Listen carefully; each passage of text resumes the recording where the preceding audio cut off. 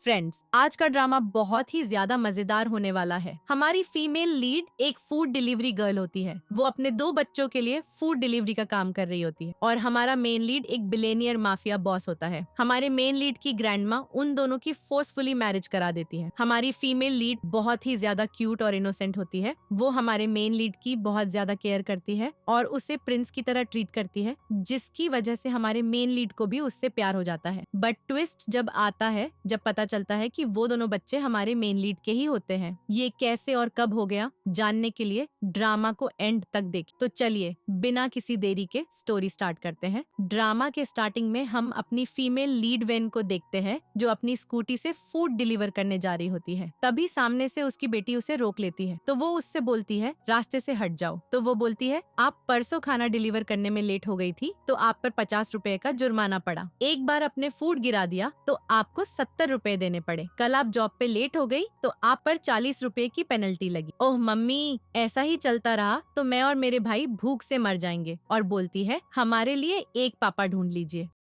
तभी story flashback में जाती है। वेन कुछ गुंडों से बच के भाग रही होती है। उसके फैमिली वाले बोलते हैं हमने तुमको इतनी साल पाला, अब रिपेयर करने का टाइम आया है। तुमको उस ओल्ड मैन से शादी करनी होगी। तभी हम एक कार को देखते हैं जिसमें मिस्टर जिंग बैठा होता है, जिसे उसकी ग्रैंडमा ने मेडिसिन दे दी होती है, जिसकी वजह से उसे चक्कर आ रहे थे। वेन उसके पास आकर हेल्प मांगती है। तभी मिस्टर जिंग डोर खोलकर उसे अपने गोद में बैठा लेता है। वह उसे किस करने वाला होता है तो वह उससे मना करती है, लेकिन वह कहता है तुम्हें कितने पैसे चाहिए, मैं तुम्हें दे दूंगा। लेकिन वह मना करती है, मैं ऐसी लड़की नहीं हूँ। लेकिन मिस्टर जिंग उसकी नहीं सुनता है और उसके साथ नाइट स्पेंड कर लेता है। तभी सीन प्रेजेंट में आता है। वेन सोच रही होती है इस बात को 7 साल हो चुके हैं, शायद मैं उसे अब याद भी ना होंगी। तभी एनिन कहती है मम्मी आप क्या सोच रहे हो? तो वह कहती है मुझे किसी भी आदमी में कोई इंटरेस्ट नहीं है। तो एनिन कहती है मुझे पता था आप ऐसा ही बोलोगी, इसीलिए भाई पहले से ही आपके लिए ब्लाइंड डेट ढूंढने गया है। एनिन उसे ब्लाइंड डेट के लिए खींच कर ले जाने लगती है। तभी वहाँ से मिस्टर जिंग गुजर रहा था। तभी दोनों एक दूसरे को देखने लगते हैं। दोनों को ऐसा फील हो रहा था जैसे कहीं देखा। तभी वहाँ पर असिस्टेंट आ जाता है और मिस्टर जिंग से कहता है ओल्ड लेडी आपके लिए एक ब्लाइंड डेट का इंतजाम करने में लगी हुई है। ये पोस्ट इंटरनेट पर ट्रेंड कर रही है। वीडियो दिखाता है जिसमें मॉम लड़कियों को पोस्टर बांट रही है। देखो ये मेरा बेटा है, बस शादी को हाँ कर दो, बेबी करने की जरूरत नहीं। मेरा बेटा बहुत हैंडसम है, एक बार देख तो लो। न्यूज में बोल रहे होते हैं एक क्लीनर लेडी अपने बेटे के लिए डेटिंग कॉर्नर पर गर्लफ्रेंड ढूंढ रही है, लेकिन किसी मॉम का अपने बेटे के लिए ये सब करना अजीब नहीं लगता। असिस्टेंट कहता है बॉस 7 साल पहले वाली लड़की के बाद आपने किसी को क्लोज नहीं आने दिया, इसलिए आपकी मॉम परेशान है।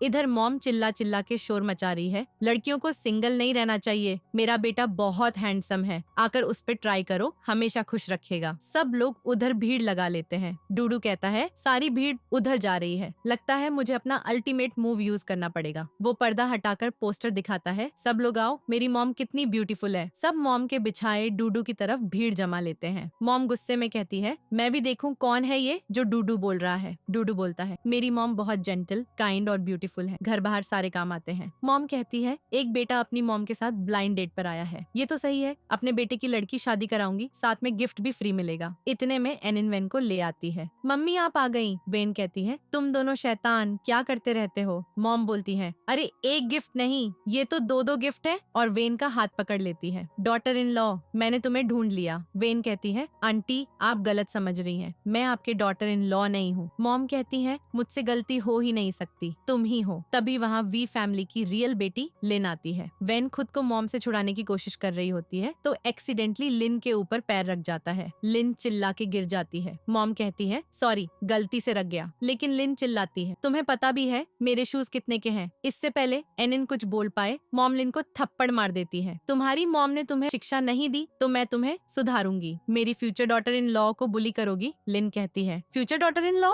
वेन कहीं तुम सच में इस पुअर क्लीनर के बेटे से शादी तो नहीं करने वाली? वेन कहती है क्लीनिंग में भला क्या बुराई है, वो लोग भी तो अपने हाथों से कमाते हैं, सबसे शेमफुल तो तुम हो। लिन गुस्से से वहाँ से चली जाती है। मॉम वेन को पकड़ लेती है, तुम तो सच में बहुत अच्छी हो।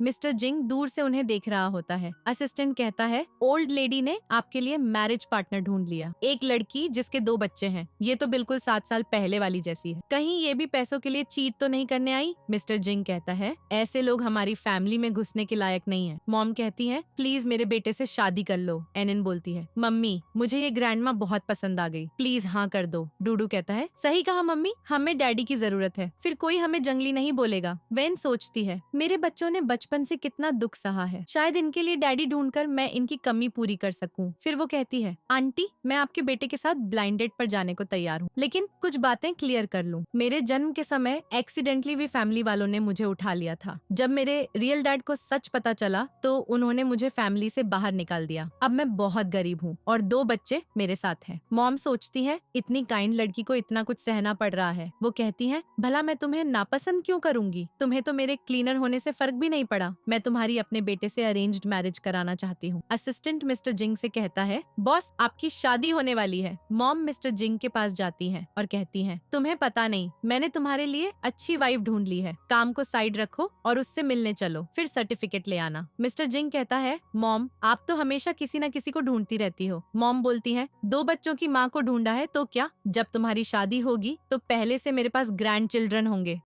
फ्रेंड्स मजाक भी नहीं उड़ा पाएंगी। वैसे भी तुम्हारी गलती है, तुमसे तो कुछ होता नहीं। मिस्टर जिंग कहता है, मॉम आप ये क्या बोल रही हो? 7 साल पहले आपने मेरे साथ क्या करवाया था? मॉम कहती है, तुम तो वाइफ ढूंढ नहीं पा रहे थे, अब मैंने ढूंढ ली तो चुपचाप जाओ। वो उसके पेन को छीनकर अपनी गर्दन पर रख लेती है। मिस्टर जिंग कहता है, प्रॉमिस करता हूँ आऊंगा। मॉम कहती है, ठीक है, अगर मेरी डॉटर इन लॉ को लेकर नहीं आया तो मैं तेरी मॉम नहीं। खुश होकर वो चली जाती है और सोचती है, जल्दी से डॉटर इन लॉ को गिफ्ट देने के लिए ज्वेलरी के टॉन सेट्स प्रिपेयर कर लो। मिस्टर जिंग असिस्टेंट को कॉल करता है, मेरे लिए मामूली कपड़े प्रिपेयर करो। वो पैसों की लालची है ना, तो अब देखता हूँ कैसे सेट करता हूँ। वेन ब्लाइंड डेट के लिए आती है। एनन और डूडू दूर से छुप कर देख रहे होते हैं। एनन कहती है, कहीं मम्मी की ब्लाइंड डेट खराब ना हो जाए। तभी मिस्टर जिंग आकर वेन के पास बैठ जाता है। मैं तुम्हारी ब्लाइंड डेट हूँ। वो हैरान हो जाती है। वो कहता है, हाँ मैं गरीब हूँ, लेकिन वेन उसके बालों से पत्तियां निकालने लगती है और कहती है, मुझे पता है तुम्हारी मॉम ने तुम्हें जबरदस्ती भेजा है, अगर सही नहीं लग रहा तो कोई बात नहीं। मिस्टर जिंग सोचता है, इसने मुझे जज नहीं किया, यही तो मेरी मॉम को पसंद आ गई। तभी दोनों बच्चे मम्मी चिल्लाते हुए दौड़कर आते हैं। प्लीज हमारी डैडी बनने के लिए हाँ कर दो, हम जंगली बच्चे नहीं रहेंगे। डूडू एनन को छुपाने लगता है। मिस्टर जिंग सोचता है, पहली बार मिले फिर भी इतनी अपनापन वाली फीलिंग आ रही है। वो कहता है, मैं होमलेस हूँ, अगर तुम्हें प्रॉब्लम ना हो तो हम मैरिज सर्टिफिकेट ले सकते हैं। वेन कहती है, मेरे पास पैसे नहीं, लेकिन 2 बच्चे हैं, चलो सिविल ब्यूरो चलते हैं। वो हैरान होता है,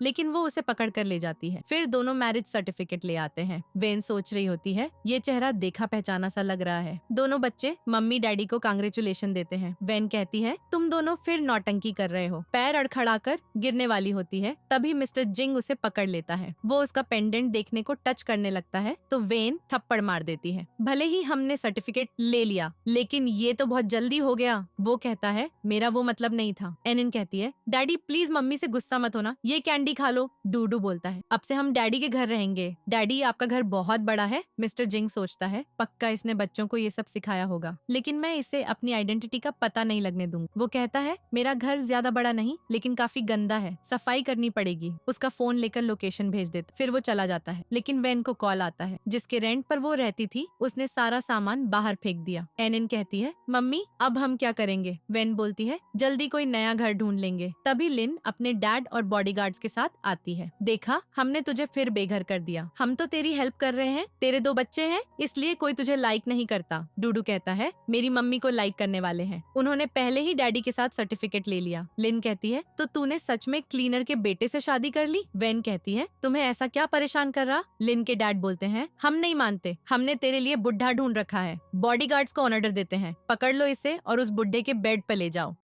बॉडीगार्ड्स वेन को पकड़ने लगते हैं। दोनों बच्चे उसे बचाने की कोशिश करते हैं, लेकिन वो उन्हें धक्का देकर वेन को वहाँ से ले जाते हैं। डूडू जल्दी से उठता है और रोती हुई एनन को उठाकर छुपा देता है। एनन कहती है, हमारी मम्मी को बुरे गुंडों ने उठा लिया, अब क्या करें? डैडी को बताएंगे। उधर वी फैमिली वाले वेन को बेहोश करके एक बंदे को सौंप देते हैं। डूडू मिस्टर जिंग को फोन करता है, जल्दी आओ मम्मी को बचाने, वो खतरे में है। वो बुरा आदमी मम्मी से जबरदस्ती शादी करना चाहता है। तुम मम्मी के हस्बैंड हो, तुम्हें प्रोटेक्ट करना होगा। होगा इससे पहले कि वो कुछ करे। मिस्टर जिंग तुरंत वहाँ पहुँच जाता है। वेन उसे देखकर फिर बेहोश हो जाती है। मिस्टर जिंग उस गुंडे को लात मारकर भगा देता है और वेन को गोद में उठाकर ले जाने लगता है। गुंडा सॉरी बोलता है क्योंकि उसे पता है मिस्टर जिंग बहुत रिच और पावरफुल है, वो उसे कतई नहीं छोड़ेगा। मुझे नहीं पता ये तुम्हारी बीवी है, लेकिन मिस्टर जिंग उसे सजा देकर चला जाता है और वेन को हॉस्पिटल ले आता है। डॉक्टर कहता है इसकी चोट थोड़ी ठीक हो गई है, ध्यान रखिएगा। वैसे ये कौन है? मिस्टर जिंग बोलता है मेरी वाइफ है। डॉक्टर हैरान होकर चला जाता है। मिस्टर जिंग सोती हुई वेन को टच करने लगता है। वो जैसे उठती है वो प्रिटेंड करता है जैसे मक्खी उड़ा रहा हो। वेन कहती है क्या तुम लेजेंडरी मिस्टर जिंग हो? वो सोचता है अभी अपनी असली पहचान नहीं बता सकता वरना ब्लैकमेल कर सकती है। कहता है तुम ये क्या बोल रही हो, दिन में सपने देख रही हो क्या? वेन कहती है अब मैं ठीक हूँ, चलो यहाँ से। हॉस्पिटल का खर्चा ज्यादा आएगा, बच्चों की स्कूल फीस के लिए पैसे बचाने पड़ेंगे। वो उठकर जाने लगती है लेकिन गोद में गिर जाती है। मिस्टर जिंग उसे पकड़ लेता है। सोचता है इतने सालों से ये अकेली 2 बच्चों को पाल रही थी, फिर मैंने इसे गोल्डी डिगर क्यों समझा? वेन नर्वस होकर खड़ी हो जाती है। थैंक यू, तुमने मुझे बचाया क्यों? वो कहता है हम शादीशुदा हैं, तुम मेरी वाइफ हो तो बचाना तो बनता है। वेन सोचती है कितना काइंड है ये। इधर मॉम ड्राइवर से कह रही है जल्दी चलाओ, 10 मिनट में हॉस्पिटल पहुंचा दो। वेन कहती है अब हमारी शादी हो चुकी है तो कुछ बातें कर लें। मिस्टर जिंग सोचता है आ गई लाइन पर। पूछता है तुम्हें कितने पैसे चाहिए? वो हंस पड़ती है। बोल तो ऐसे रहे हो जैसे बॉस हो, शॉर्ट ड्रामा में बॉस की जरूरत है तो तुम एक्टिंग कर लोगे? वो पूछता है सीधे बताओ तुम्हें क्या चाहिए? वेन कहती है मैं चाहती हूँ तुम बच्चों को खुश रख। मिस्टर जिंग सोचता है पैसे नहीं चाहिए, मैं इसे गलत समझ रहा था। वो हाँ कर देता है लेकिन वेन उसके गाल खींचने लगती है। वाह तुम कितने क्यूट हो। तभी मॉम भाग कर आती है। दोनों का क्यूट मोमेंट चल रहा था लेकिन मॉम को देखकर डिस्टर्ब हो जाते हैं। मॉम कहती है मैंने कुछ नहीं देखा, तुम लोग लगे रहो। फिर मिस्टर जिंग को साइड करके वेन की केयर करने लगती है। तुम ठीक तो हो ना? वेन कहती है आंटी मैं ठीक। मॉम कहती है मुझे आंटी बोल रही हो, मुझे मॉम बोलो। वेन जैसे उन्हें मॉम बोलती है, मॉम बहुत खुश हो जाती है। अब से मैं तुम्हें अपनी बेटी की तरह रखूंगी, सारी प्रॉपर्टी तुम्हारे नाम कर दूंगी। वेन कहती है मॉम ये सही नहीं। मॉम बोलती है क्यों? मेरे नाम पर 20 मिलियन। मिस्टर जिंग मॉम का मुंह बंद कर देता है। मॉम इतनी छोटी मोटी प्रॉपर्टी के बारे में बताने की जरूरत नहीं। मॉम के कान में कहता है इतनी प्रॉपर्टी बताकर डरा के भगाना चाहती हो क्या?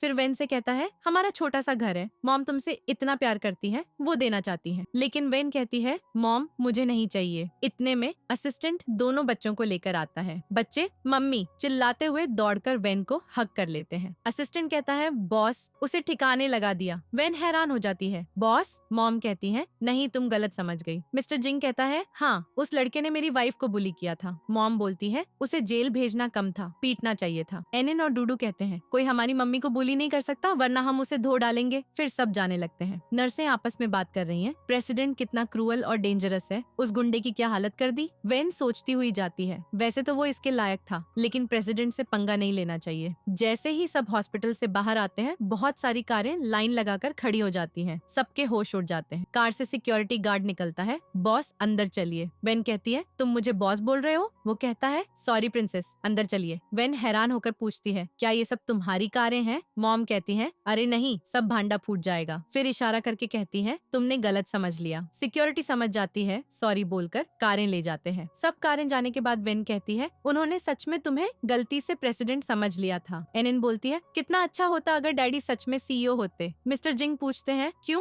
तो एनन कहती है फिर तो हमारे पास ढेर सारा पैसा होता ना। मिस्टर जिंग सोचने लगते हैं कि इसने बच्चों को कैसे बड़ा किया है जो ऐसी बातें कर रहे हैं। एनन आगे कहती है अगर पैसा होता तो मम्मी को इतनी मेहनत न करनी पड़ती और वो हमारे साथ ज्यादा वक्त बिता पाती। वेन कहती है भले ही तुम्हारा डैडी प्रेसिडेंट ना हो फिर भी हम खुशहाल जिंदगी जी सकते हैं। बच्चे हाँ हाँ करने लगते हैं। मिस्टर जिंग सोचते हैं मैं ज्यादा सोच रहा था। वो पूछते हैं तुम्हारा घर कहाँ है? बच्चे लोकेशन दिखाते हैं। मिस्टर जिंग मन ही मन कहते हैं मैंने अपनी असिस्टेंट को खास तौर पर कहा था कि बिल्कुल खराब घर ढूंढना, ये तो बर्दाश्त न कर पाएगी और भाग जाएगी मुझे छोड़कर। वो पूछते हैं क्यों डर गई? तभी मॉम आकर बोलती है मेरी बहू से ऐसी बात मत करो। दोनों बच्चे हंसने लगते हैं। ग्रैंडमा डैडी को अच्छा सा सबक सिखाती है। वेन और एनन टैक्सी बुलाने लगी लेकिन मॉम रोकती है। तुम बस खड़े होकर देख रहे हो, तुम टैक्सी बुलाओ ना। मिस्टर जिंग फोन निकालकर टैक्सी ऐप खोलते हैं लेकिन उन्होंने कभी टैक्सी नहीं बुलाई तो कुछ समझ नहीं आता। सब इंतजार कर रहे हैं। डूडू कहता है डैडी और कितना खड़े रहेंगे, हमें बहुत ठंड लग रही है। वेन कहती है रुको मैं ही बुला लेती हूँ। टैक्सी आते ही सब दौड़कर चढ़ जाते हैं। मिस्टर जिंग ड्राइवर वाली सीट पर बैठते हैं। ड्राइवर घूरकर कहता है, सीट बेल्ट तो पहन लो। मिस्टर जिंग पहनते हैं और बोलते हैं, यहाँ बटन क्यों नहीं है, ये कितनी टाइट है और सीट भी कितनी सख्त। ड्राइवर कहता है, इतने कम पैसे में यही मिलता है, तुम खुद को बड़ा आदमी समझते हो क्या? मिस्टर जिंग कहने लगते हैं, हाँ क्योंकि मैं। तभी वेन बीच में कूद पड़ती है, ड्राइवर भैया मेरे पति का ऐसा मतलब नहीं था। डूडू कहता है, डैडी आप चुपचाप नहीं बैठ सकते क्या? फिर वो लोग घर पहुँचते हैं तो सबके होश उड़ जाते हैं। मिस्टर जिंग कहते हैं, असिस्टेंट ने सच में बहुत बुरा घर ढूंढा है। एनिन बोलती है, ये घर है या रिसाइकिल फैक्ट्री, हम यहाँ रह भी पाएंगे? मॉम कहती है, तुम्हारी असिस्टेंट ने कितनी खराब जगह चुनी है। वेन मॉम से कहती है, आप बच्चों को अंदर ले जाइए, वो आराम कर ले, मैं सब साफ कर लूंगी। मॉम बच्चों को ले जाती है। वेन जल्दी से सामान समेटने लगती है। मिस्टर जिंग सोचते हैं, शायद मैं गलत था, ये गोल्डी गर्ल तो नहीं लगती। वो पूछते हैं, क्या मैं मदद करूं? वेन कहती है, ये कैबिनेट सेट कर दो, लेकिन मिस्टर जिंग से वो हिलता ही नहीं। वेन चालाकी से ट्रिक लगाकर धीरे धीरे खिसकाती है। मिस्टर जिंग पूछते हैं, ये आइडिया कहाँ से आया?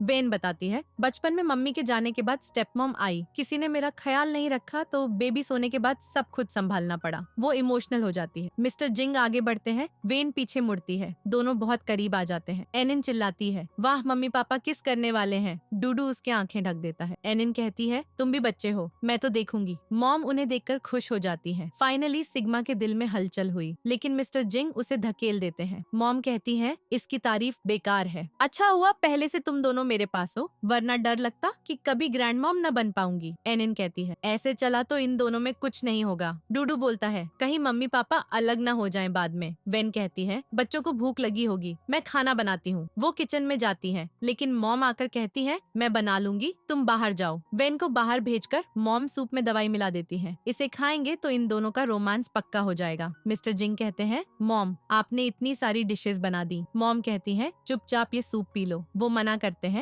लेकिन मॉम जबरदस्ती पिला देती है। बच्चे हंसते हैं, मॉम उन्हें भी खिला देती है। सब खाने लगते हैं, लेकिन मिस्टर जिंग को थोड़ा अजीब लगने लगता है। नेक्स्ट सीन में वेन नहाकर टॉवल लपेटे आती है। मिस्टर जिंग बैठे हैं और उसे ऐसे देख लेते हैं। वेन हैरान होकर कहती है, मैं तैयार हो रही हूँ, ज्यादा मत सोचना। वो जाने लगती है तो मिस्टर जिंग उन्हें पकड़कर अपनी बाहों में खींच लेते हैं। मिस्टर जिंग की पहले ही नाक से खून बह रहा था, ऊपर से वेन का टॉवल खुल जाता है। वो और ज्यादा घबरा जाते हैं। मॉम छुपकर देखती है और खुश होती हैं, सूप ने जितना सोचा था उससे तेज काम किया। वो चुपके से चली जाती है। वेन देखती है कि मिस्टर जिंग ने उन्हें ऐसी हालत में देख लिया तो गुस्से में थप्पड़ मारती है। तुम कहाँ कहाँ देख रहे थे? जल्दी टॉवल समेटती है और गुस्से में इतना मारती है कि बेचारा बेहोश हो जाता है। वेन को मिस्टर जिंग को हॉस्पिटल ले जाना पड़ता है। डॉक्टर चेक करके कहते हैं, कुछ बड़ा नहीं हुआ, बस युवा जोश को थोड़ा कंट्रोल करना चाहिए। टाइम बढ़ाने वाली दवाई बिल्कुल मत लो, खतरनाक हो सकती है। वेन एकदम दंग रह जाती है, ये क्या बता रहा है डॉक्टर?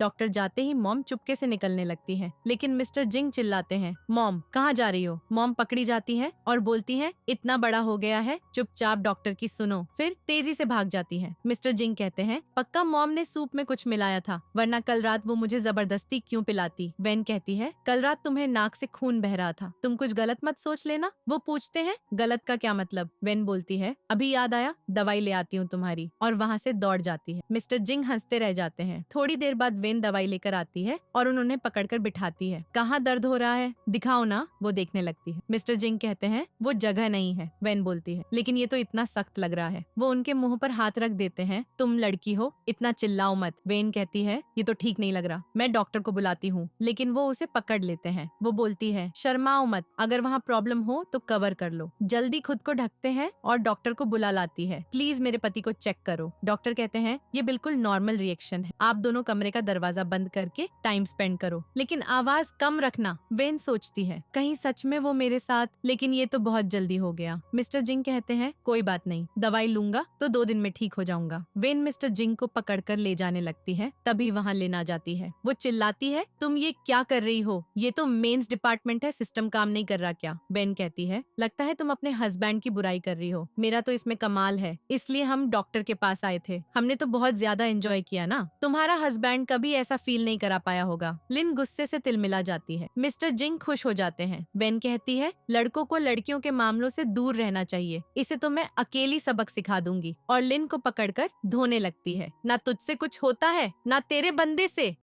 लिन चिल्लाती है, ये मुझे मार रही हैं और तुम खड़े होकर देख रहे हो, तुम्हें शर्म नहीं आती? ये तुम्हारी कजिन है। वेन को गुस्सा नहीं आया, लेकिन मिस्टर जिंग कहते हैं, लड़कों के केस में लड़कों को ही हैंडल करना पड़ता है। लिन से कहते हैं, तू तू क्या कर लेगी? लिन मिस्टर जिंग को गालियां देने लगती है। वेन थोड़ा मार देती है तो मिस्टर जिंग बड़े खुश हो जाते हैं। किसी को कॉल करती है, आकर इन लोगों को हॉस्पिटल में अच्छा सबक सिखाओ। वेन कहती है, मिस्टर जिंग हमें यहाँ से निकलना चाहिए। उसे पकड़कर ले जाने लगती है, लेकिन लिन रास्ता रोक लेती है। अभी तो बड़ी बड़ी बातें कर रही थी, अब भाग रही हो? मिस्टर जिंग कहते हैं, डरो मत, मैं हूँ ना। लिन बोलती है, तुम दोनों में तो प्यार जाग रहा है, मैं देखूंगी कब तक चलता है। मिस्टर जिंग कहते हैं, मैं तुम्हारी फैमिली से डरता नहीं। दोनों हंसते हैं, लेकिन वो कॉल करके कहते हैं, इन दोनों की फैमिली से इन्वेस्टमेंट वापस ले लो। लिन कहती है, बहुत अच्छी एक्टिंग कर रहे हो, तुम कहीं के बॉस थोड़े हो। तभी लिन को कॉल आता है और पता चलता है कि उनकी कंपनी से इन्वेस्टमेंट सच में वापस ले ली गई। वो हैरान होकर पूछती है, तुमने क्या किया? मिस्टर जिंग कहते हैं, जो किया वो तो दिख रहा है ना। लिन गुस्से से वहाँ से चली जाती है। वेन पूछती है, तुमने किसे कॉल किया था? इन्वेस्टर्स ने इन्वेस्टमेंट क्यों वापस ले ली? क्या तुम सच में कोई बड़ा सीईओ हो? मिस्टर जिंग हंसते हुए कहते हैं, मैं भला सीईओ कैसे? कभी किसी सीईओ को ऐसे खराब घर में रहते देखा है? वेन कहती है, बात तो सही है, सीईओ के पास तो बॉडीगार्ड्स की फौज रहती है, लेकिन फिर तुमने कॉल करके क्या कहा? मिस्टर जिंग बोलते हैं, वो तो बस डराने के लिए बोला था, मुझे क्या पता था कि सच में वापस हो जाएगी। फिर वो उसे घर ले आते हैं। दोनों बच्चे चिल्लाते हैं, डैडी आप वापस आ गए, हमें कितनी चिंता हो रही थी, ये लो आपके लिए कैंडी। मिस्टर जिंग कहते हैं, मैं ठीक हूँ। डूडू बोलता है, डैडी मैंने आपके लिए पिक्चर बनाई है, और ड्राइंग दिखाता है। वेन कहती है, क्या तुम्हें पता नहीं कि मम्मी भी यहाँ है?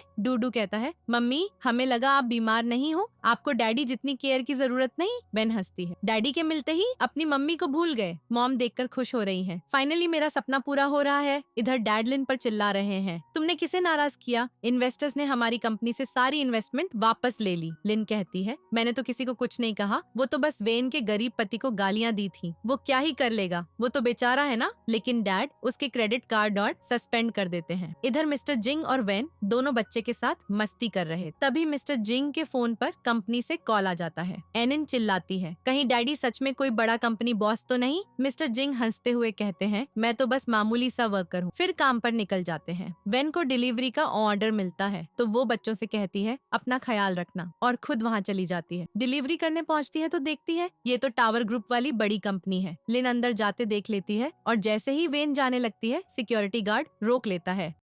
बिना अपॉइंटमेंट के अंदर नहीं, वेन कहती है, उस डिलीवरी गर्ल को तो जाने दिया। गार्ड बोलता है, प्रेसिडेंट का यही नियम है। लिन गुस्से से फुफकार रही है, सोच रही है कि वेन की वजह से मेरी फैमिली बर्बाद हो गई। वो किसी को फोन लगाती है। इधर मिस्टर जिंग एम्प्लॉय को डांट रहे हैं, प्रोजेक्ट दोबारा रिन्यू करो जल्दी। एम्प्लॉय जाते ही वेन फूड डिलीवरी लेकर आती है। मिस्टर जिंग को देखकर वो दंग। वो बोलती है, तुम यहाँ? मिस्टर जिंग झट से उठकर एम्प्लॉय को बॉस समझकर सलाम ठोकने लगते हैं। वेन के होश उड़ जाते हैं। दोनों एक दूसरे के सामने झुक रहे हैं। एम्प्लॉय बार बार पैरों पर गिरता है, प्लीज ऐसा मत करो। वेन पूछती है, वो आदमी तो वैंग लग रहा था, रियल एस्टेट का मालिक, वो बार बार तुम्हारे सामने झुक रहा था, क्या तुम प्रेसिडेंट हो? मिस्टर जिंग कहते हैं, नहीं ऐसा कुछ नहीं। वेन बोलती है, फिर तुम बॉस वाली चेयर पे क्यों बैठे थे? मिस्टर जिंग थोड़ा घबरा जाते हैं। वेन उन्हें दीवार से सटा देती है, क्या तुम मुझसे कुछ छुपा रहे हो? वो कहते हैं, भला मैं तुमसे क्या छुपाऊंगा, बॉस वैंग ने मुझ पर गुस्सा किया था, इतना गुस्सा कि मुझे उनकी चेयर पे बिठा दिया। वेन हंसती है, मैंने पहली बार ऐसा गुस्सा देखा जहाँ बॉस किसी को ऐसे ट्रीट करे। मिस्टर जिंग बोलते हैं, शायद अमीर लोग ऐसा पसंद करते हैं, मुझे अच्छी पनिशमेंट मिली, लेकिन चिंता मत करो, बॉस मेरे साथ बुरा नहीं कर। वेन कहती है, दरअसल तुम्हें इतनी मेहनत करने की जरूरत नहीं, मैं तुम्हारे लिए हार्ड वर्क कर सकती हूँ। वो कहते हैं, ऐसा नहीं चलेगा, फैमिली चलाने के लिए मैं तुम्हारा सपोर्ट करूंगा। वेन सोचती है, मैंने सोचा भी नहीं था कि ये हमारी फैमिली के लिए इतना सोचेगा। फिर बोलती है, वो बॉस है तो क्या, मैं उस एम्प्लॉय को बुलाती हूँ। सीधे उसके पास पहुँच जाती है। तुम्हारी हिम्मत कैसे हुई मेरे पति को डांटने की? एम्प्लॉय कहता है, भला मेरी हिम्मत मिस्टर जिंग से पंगा लेने की? वेन पूछती है, मिस्टर जिंग, क्या तुम मिस्टर जिंग हो? वो कहते हैं, नहीं मैं कैसे हो सकता हूँ, मैं तो पार्ट टाइम वर्कर हूँ। बॉस वैंग, आपसे गलती हो गई, आप मुझे ऐसे नहीं बोल सकते, प्रेसिडेंट को पता चला तो कितना गुस्सा होंगे। और मिस्टर जिंग की तरफ इशारा करते हैं। वेन समझ जाती है। वो पूछते हैं, तुम्हारी आंखों में क्या हुआ? एम्प्लॉय एक्टिंग शुरू कर देता है, धूल चली गई थी, और जोर जोर से मिस्टर जिंग को डांटने लगता है।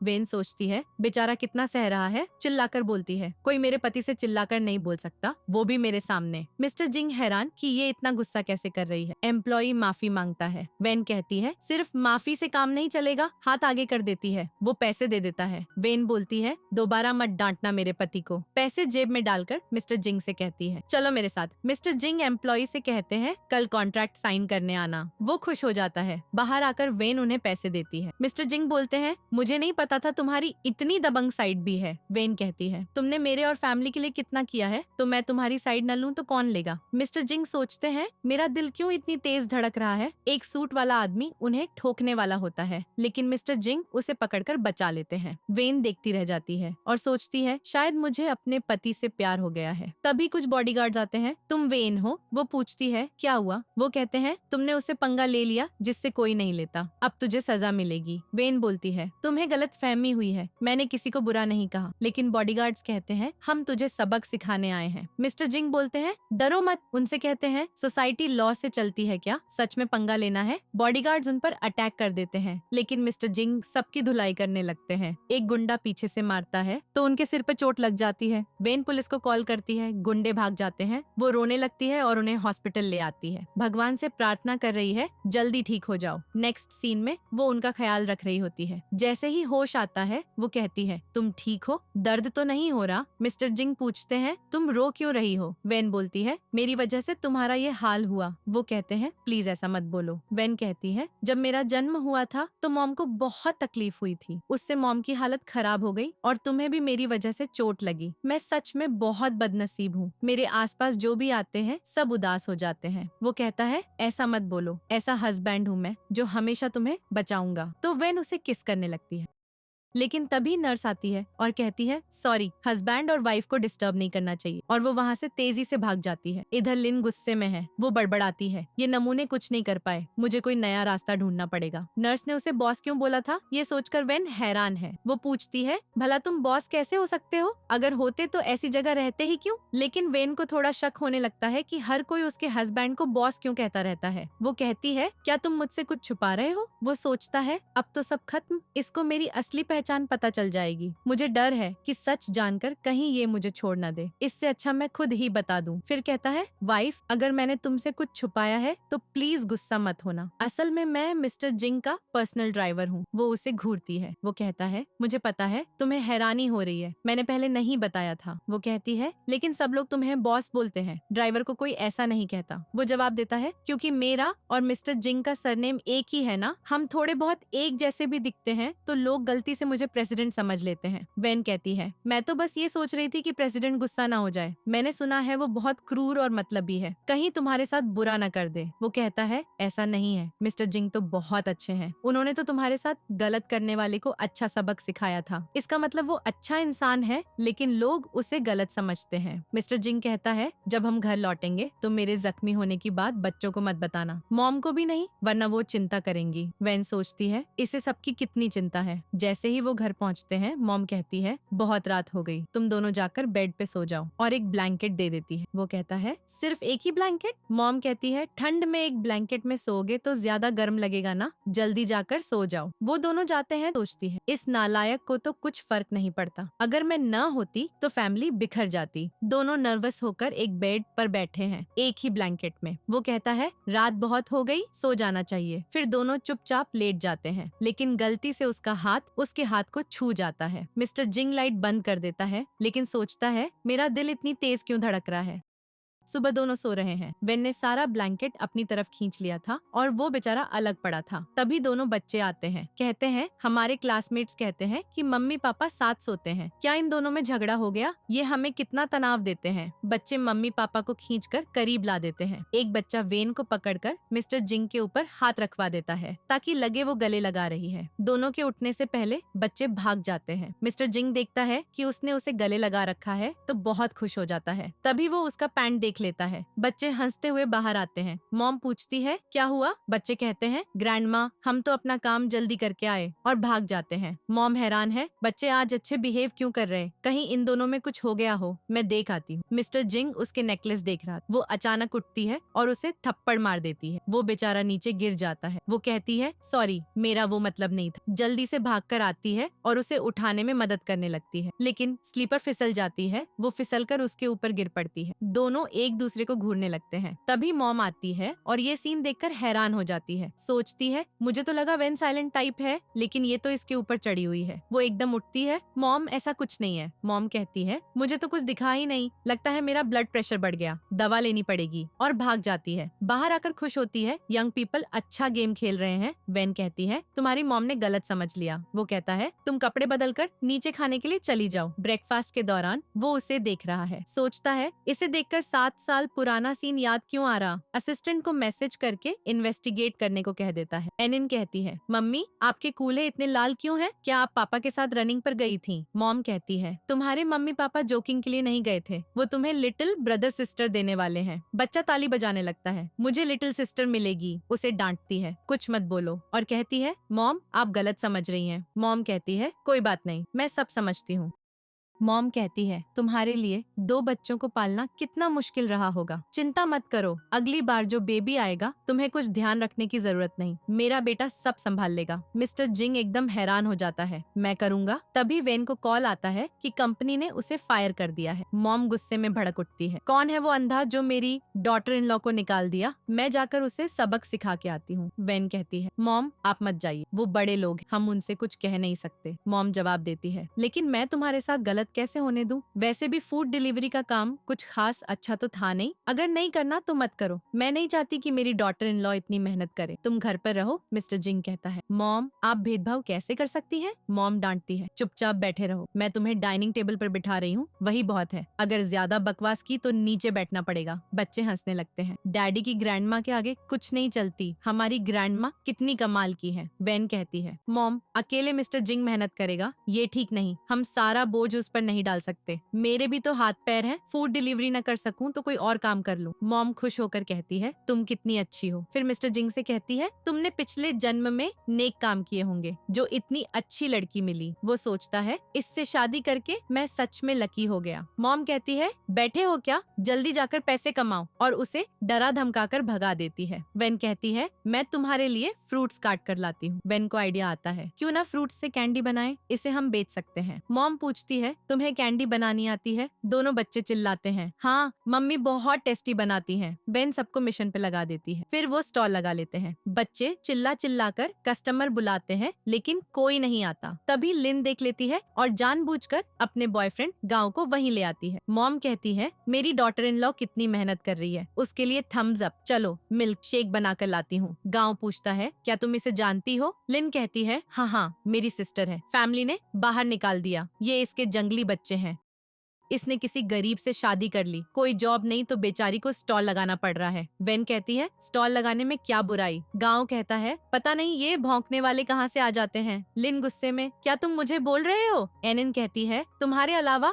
यहाँ भौंकने वाला कौन है? देखो कितनी बुरी लग रही है, पता नहीं इसे कैसे पसंद आ गया। लिन मारने को उठती है लेकिन वेन उसका हाथ पकड़ लेती है। खबरदार मेरे बच्चों को हाथ लगाया तो। लिन कहती है स्टॉल लगाकर कौन सी अमीर हो जाएगी, तुम लोग भूखे मरोगे। तभी मॉम आ जाती है मेरी डॉटर इन लॉ को बुली मत करो। लिन कहती है ये वही बुढ़िया है, तुम क्यों बीच में पड़ रही हो? मॉम कहती है मेरी डॉटर इन लॉ का बिजनेस मतलब मेरा बिजनेस। लिन उनके स्नैक्स उठा लेती है, मैं देखती हूँ कौन ये बकवास चीज खाता है, और नीचे फेंक देती है। वेन कहती है ये क्या कर रही हो? लिन पैसे निकाल कर फेंकती है, ये लो तुम्हारी भरपाई, थैंक्स करने की जरूरत नहीं, वैसे भी तुम्हारे स्नैक्स कौन खरीदेगा? पड़ते हैं। लिन कहती है अभी तक तो कोई नहीं आया। मॉम कहती है नहीं, मिनट भर में बहुत लोग आएंगे। लिन हंसती है तुम बस लंबी लंबी बातें करती हो, तुमसे कुछ नहीं होता। वेन कहती है मॉम मुझे पता है आप मेरी मदद के लिए ऐसा बोल रही हैं, लेकिन ऐसे लोगों से उलझने से फायदा नहीं। लिन कहती है गरीब हो मुझसे बहस करोगी, मेरे बॉयफ्रेंड को देखो इतनी कम उम्र में कितना अमीर। वेन से कहती है अगर माफी मांग लोगी तो मैं तुम्हारे स्टॉल की चीजें बिकवाने में मदद करूंगी। मॉम कहती है कभी नहीं। गांव कहता है 3 मिनट हो गए अभी तक कोई नहीं आया। तभी कंपनी के एम्प्लॉय सारे दौड़ते हुए आते हैं और चिल्लाने लगते हैं हमें खरीदना है, हमें खरीदना है। वेन खुश होकर सबको कैंडी बेचने लगती है। कस्टमर बहुत खुश हो रहे हैं। लिन कहती है इनमें ऐसा क्या है, मुझे भी 1-2 दे दो। वेन मॉम से पूछती है क्या दूं इसे? मॉम कहती है बिल्कुल नहीं, ये कौन सा बकवास है, अगर खरीदना है तो सबसे लग्जरी वाला लेना पड़ेगा। लिन हवा में उड़ने लगती है हाँ मुझे लग्जरी चीजें पसंद है। तभी मॉम ताली बजाती है। बॉडीगार्ड फ्रूट्स लेकर लाइन में खड़े हो जाते हैं। मॉम कहती है ये महंगा है लेकिन डिस्काउंट दे सकती हूँ, 5 लाख का। लिन हैरान 5 लाख, तुम क्या लूट रही हो? मॉम कहती है ये स्पेशल मेलन है, कम से कम 1 लाख के होंगे।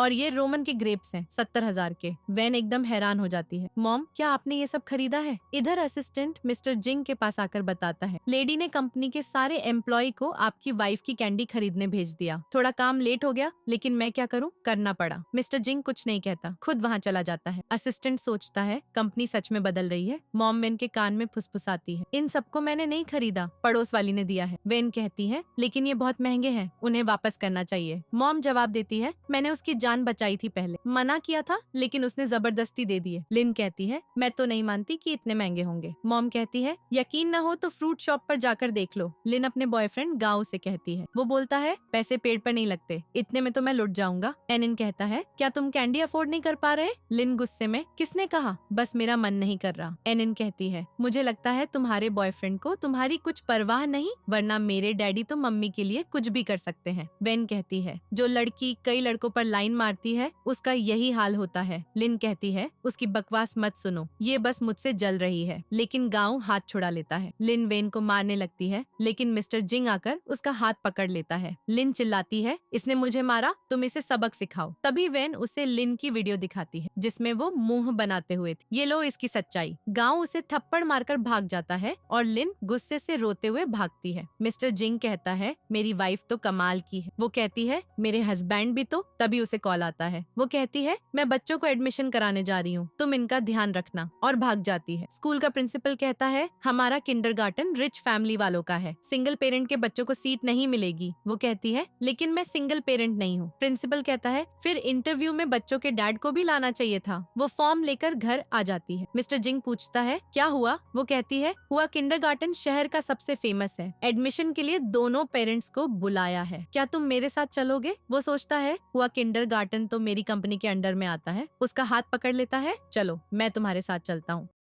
दोनों स्कूल पहुंचते हैं। प्रिंसिपल सबसे पहले क्वेश्चन आंसर फॉर्म भरने को कहता है। मिस्टर जिंग सोचता है, ये कैसे सवाल है फैमिली बैकग्राउंड के बारे में? प्रिंसिपल सोच रहा था, ये गरीब लोग अपना टाइम वेस्ट कर रहे हैं। वेन फॉर्म भर देती है। प्रिंसिपल कहता है, सॉरी, तुम्हारे बच्चे एडमिशन क्राइटेरिया पूरा नहीं करते। वो कहती है, लेकिन हमारे बच्चे बहुत अच्छे हैं, आप उनका टेस्ट ले सकते हो। प्रिंसिपल बोलता है, जाकर किसी और स्कूल में ट्राई करो। मिस्टर जिंग कहता है, तुम ऐसे कैसे कह सकते हो कि हमारे बच्चे क्राइटेरिया पूरा नहीं करते? प्रिंसिपल जवाब देता है, हमारा हुआ स्कूल प्रेस्टिजियस है नोबल फैमिलीज के लिए, तुम्हारे जैसे बच्चे इसके लायक नहीं। वेन कहती है, आप ऐसे कैसे बात कर सकते हैं? प्रिंसिपल चिल्लाता है, जो कहा वो सुना, अब निकलो यहाँ से, तुम लोग हमारे स्टैंडर्ड्स को नीचे गिराना चाहते हो। मिस्टर जिंग कहता है, तुम जैसे स्कूल वाले बेकार हो, अभी चेयरमैन को बुलाओ। प्रिंसिपल हंसता है, तुम होते कौन हो चेयरमैन से मिलने वाले? तभी चेयरमैन आता है, यहाँ शोर क्यों मचा रखा है? प्रिंसिपल कहता है, ये लोग हल्ला मचा रहे थे। चेयरमैन मिस्टर जिंग को देखकर हैरान, मैं रूटीन चेकिंग के लिए आया था और तुमने सीन क्रिएट कर दिया। प्रिंसिपल बोलता है, आप मुझे क्यों डांट रहे? इन मामूली लोगों को बाहर करना चाहिए। चेयरमैन उसे डांटता है, हमारा स्कूल सबको बराबर ट्रीट करता है, तुम होते कौन हो ये सब करने वाले? मैं तुम्हें फायर करता हूँ। मिस्टर जिंग कहता है, ऐसे लोगों को सिर्फ फायर करने से कुछ नहीं होगा। चेयरमैन कहता है, मैं बाकी स्कूल वालों से बोल दूंगा, इसे हायर न करें, पूरी इंडस्ट्री से बैन करवा देंगे। प्रिंसिपल डरकर भाग जाता है। चेयरमैन माफी मांगता है, उनका फॉर्म पढ़ता है, आपके बच्चों का एडमिशन हो जाएगा। चेयरमैन उसकी पहचान नहीं बताता, इसलिए मिस्टर जिंग इशारा करता है। चेयरमैन फीस माफ कर देता है। दोनों घर आते हैं। एनिन पूछती है, मम्मी पापा आप इतने खुश क्यों लग रहे, कुछ अच्छा हुआ? वो कहते हैं, तुम दोनों का हुआ किंडरगार्टन में एडमिशन हो गया। बच्चे खुशी से नाचने लगते हैं। अब हम बड़े स्कूल में जाएंगे। वो कहती है, तुम्हें अपने डैडी को थैंक यू बोलना चाहिए। दोनों बच्चे बोलते हैं, थैंक यू डैडी। वो कहती है, चलो मैं तुम्हारे लिए कुछ टेस्टी बना कर लाती हूँ।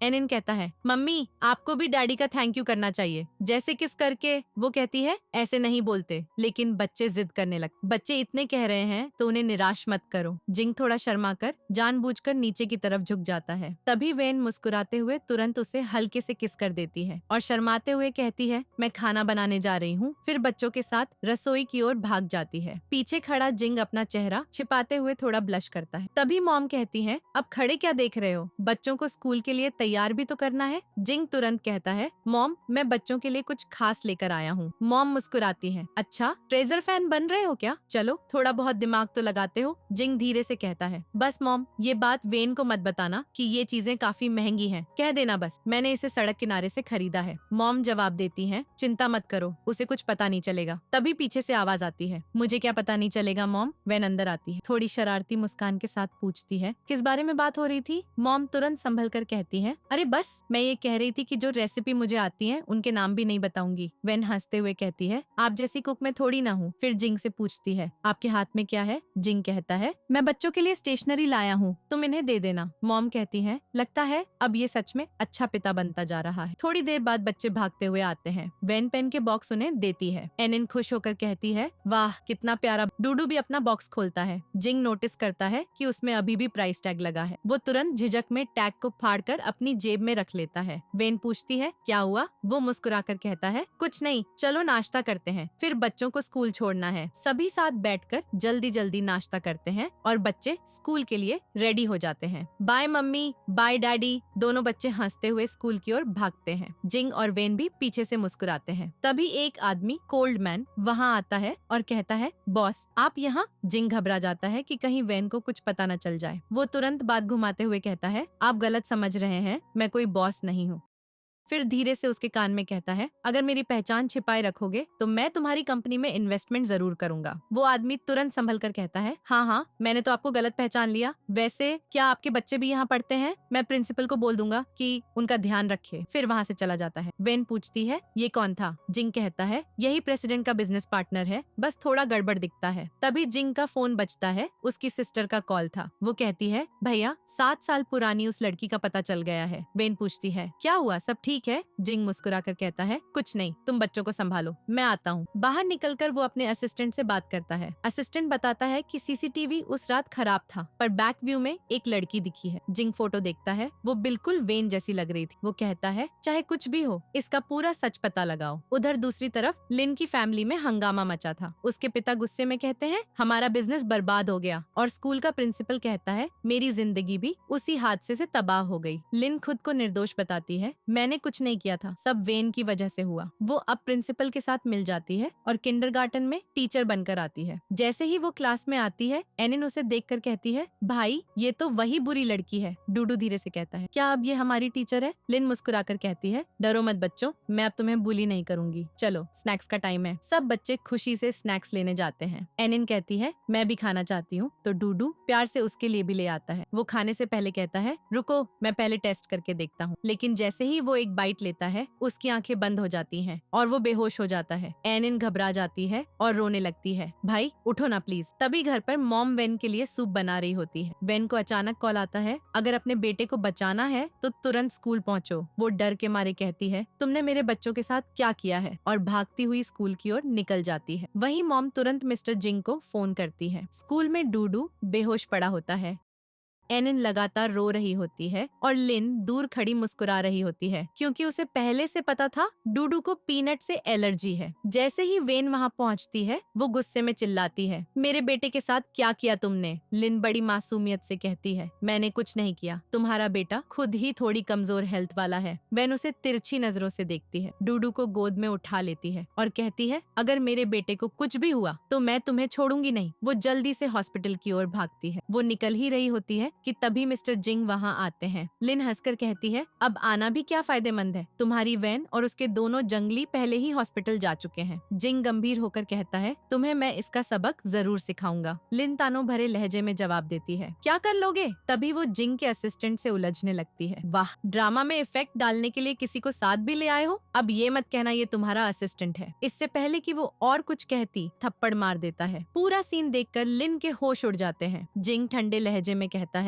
इसे इंडस्ट्री से बैन कर दो। असिस्टेंट तुरंत कहता है, ओके प्रेसिडेंट जिंग। ये सुनते ही लिन के पैर कांपने लगते हैं। उसे समझ आता है कि ये आदमी कोई साधारण इंसान नहीं है। उधर वेन अपने बेटे को हॉस्पिटल में भर्ती करवाती है और लगातार रो रही होती। लिन की हालत भी बुरी होती है, क्योंकि जिंग ने उसे सबक सिखा ही दिया था। दूसरी ओर प्रिंसिपल लिन पर भड़क जाता है, इतना आसान काम भी नहीं हुआ तुमसे। दोनों में बहस होती है और वो उसे धक्का दे देता है। हॉस्पिटल में वेन बैठी रहती है। एनिन कहती है, मम्मी प्लीज प्लीज मत रो। तभी डॉक्टर बाहर आता है और कहता है, आप लोगों की लापरवाही देखकर यकीन नहीं होता, इतने छोटे बच्चे को ऐसा कैसे खिला दिया गया। वेन फूट फूट कर कहती है, ये मेरी गलती है, मैं उसे बचा नहीं पाई। अभी वो बात ही कर रही होती है कि डूडू की आंखें खुलती हैं। वो धीरे से कहता है, मम्मी मत रोइए, मैं ठीक हूँ। वेन झुककर उसे गले लगा लेती है। प्लीज मुझे माफ कर दो। एनिन उदास होकर कहती है, मम्मी मेरी गलती थी, मैंने भाई को वो स्नैक्स खाने को कहा था। वेन कहती है, नहीं बेटा, गलती उस लिन की है। डूडू धीरे से कहता है, मम्मी प्लीज उस बुरी टीचर के पास मत जाना, वो आपको भी चोट पहुंचा सकती है।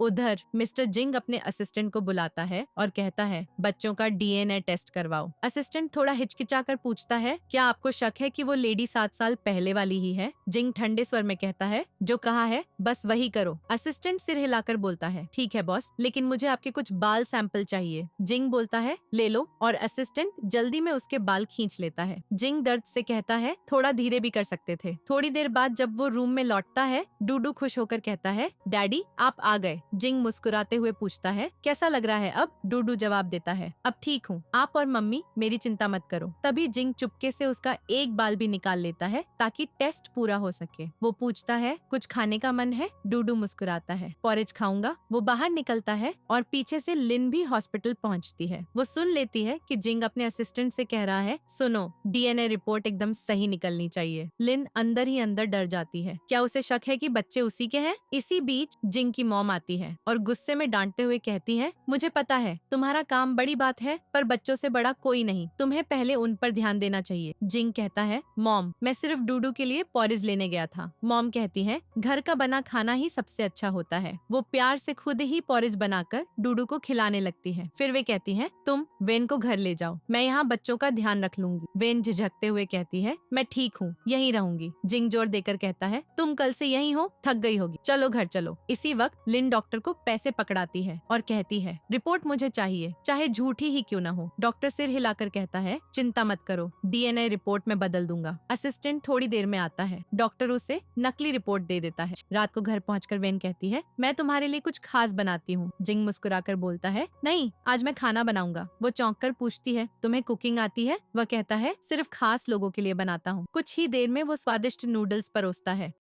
वेन एक बाइट लेते ही रोने लगती है। जिंग पूछता है, क्या इतना खराब बना है। वो सिर हिलाकर कहती है, नहीं बहुत अच्छा है, बस मेरे बचपन की मम्मी याद आ गई, वो भी ऐसे ही नूडल्स बनाती थी। जिंग उसका हाथ पकड़कर कहता है, तो अब मैं रोज तुम्हारे लिए बनाऊंगा। तभी उसका फोन बजता है। वो थोड़ा असहज होकर साइड में जाकर बात करता है। दूसरी तरफ से कोई कहता है, क्या तुम्हें यकीन है कि बच्चे तुम्हारे नहीं है। ये सुनकर जिंग का चेहरा सख्त पड़ जाता है। मिस्टर जिंग फोन पर सख्त लहजे में कहते हैं, मुझे इससे कोई फर्क नहीं पड़ता, बस जल्दी से अनाउंसमेंट कर दो। मैं वेन को अपनी असली पहचान बताना चाहता हूँ ताकि आगे से कोई उसे या बच्चों को तंग न कर सके। उधर घर पर वेन खाना खाते हुए कहती है, तुम भी थोड़ा खा लो ना मिस्टर जिंग। वो मुस्कुराते हुए जवाब देते हैं, मुझे फर्क नहीं पड़ता कि बच्चे मेरे हैं या किसी और के, मैं तो हमेशा तुम्हें और उन्हें प्यार करता रहूंगा। वेन ये सुनकर चौंक जाती है और सोचने लगती है, वाह कितना रोमांटिक बात कर रहा है ये। तभी उसे जिंग का कॉल आता है। वो कहती है, तुमने जो जगह बताई थी मैं पहुँच गई, तुम कहाँ हो। जिंग फोन पर बात करते हुए पीछे से आते हैं, मैं यही हूँ। वेन इधर उधर देखने लगती है। उधर मॉम दोनों बच्चों को हॉस्पिटल से लेकर आ रही होती है। तभी उन्हें असिस्टेंट का कॉल आता है कि बॉस अपनी पहचान खोलने वाले हैं। मॉम खुशी से उछल पड़ती है। बच्चे पूछते हैं, ग्रैंडमा क्या हुआ। मॉम हंसते हुए कहती है, बहुत बड़ी खुशखबरी है, तुम्हारे डैडी मम्मी को प्रपोज करने वाले हैं। एनिन उत्साहित होकर कहती है, सच में, डैडी कितने रोमांटिक है, चलो जल्दी वहाँ चलते हैं। वेन सोच रही होती है, मिस्टर जिंग यहाँ क्या करने आया, क्या ये मुझे प्रपोज करने वाला है। मॉम बच्चों के साथ पोस्टर लेकर आती है ताकि चीयर कर सके।